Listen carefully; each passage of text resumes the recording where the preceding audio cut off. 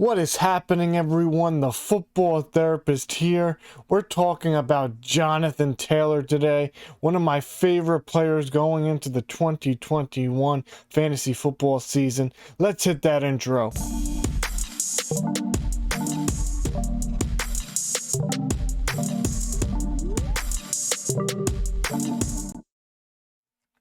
So let's rewind 1 year with Jonathan Taylor.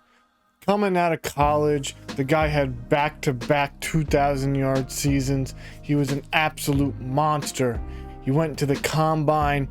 His 40 time was a 4.39, which put him at the 98th percentile for his size. His speed score was in the 99th percentile for his size, and people were just in love with him.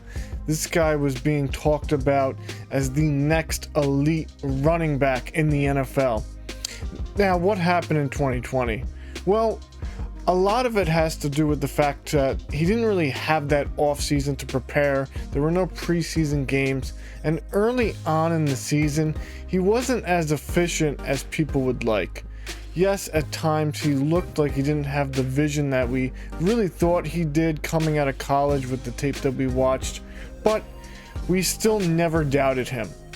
Even after a mid-season game where he was benched and then he had to sit a game for COVID, well, we still trusted Jonathan Taylor, and down the stretch he started to produce in a big way.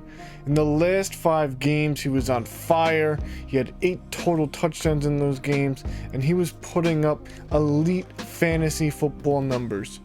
Overall, with so much talk of how he was sluggish at times, he still finished really good. He was third in rush yards with 1,169. He had 12 total touchdowns, of course 8 of those coming in the last 5 games.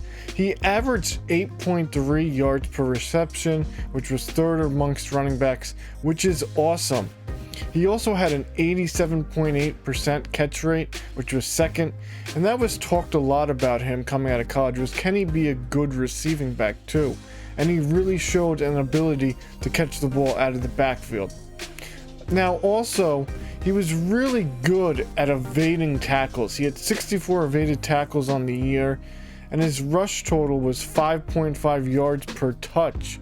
That is just incredible. Every time he touched the ball, he was being a big part of the offense and he was doing big things. Now going into 2021, you're going to have to pay the big draft price. He's most likely going to go in the back end of the first round, but I'm still going to take him there. He has the talent like we've seen. He has a terrific opportunity behind this offensive line. The offensive line is elite, and the situation overall just feels right for Jonathan Taylor. They do have Nyheim Hines under contract, but he will be more of a complementary piece for this team, and Marlon Mack most likely will not be signed. I am not concerned about Jonathan Taylor at all, and I am higher on him than most.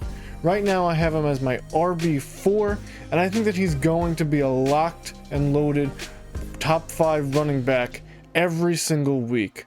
Go draft him. I will next year.